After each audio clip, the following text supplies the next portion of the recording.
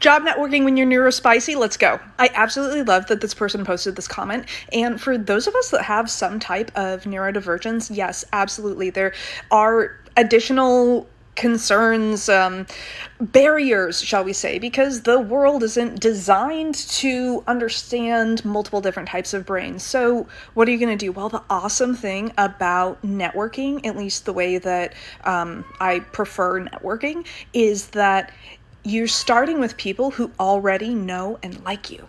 So most jobs are obtained through second degree connection, so the friend of a friend effect.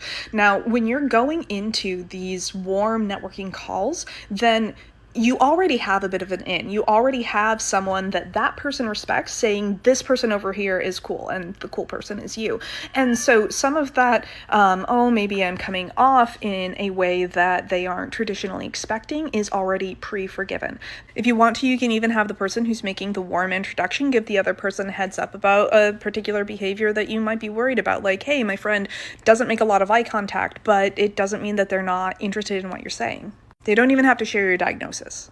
I do not have a spectrum disorder myself, so I do want to call that out and say that there are probably creators on here who do specialize in job networking for people with autism or ADHD or anything else that you may be feeling like, oh, this makes it really hard for me to do networking. So their voices are going to be probably more impactful, and they're probably going to have better advice, but and hopefully this doesn't come across as wrong. This is just like what I always like my go-to with this. I'm going to give you a search query. And this is the one that I plugged in, and I was reading the recommendations. I'm like, oh, right. That's why my type of networking does better. So the search query is job networking when you have autism. So check that out. Let me know if that helps.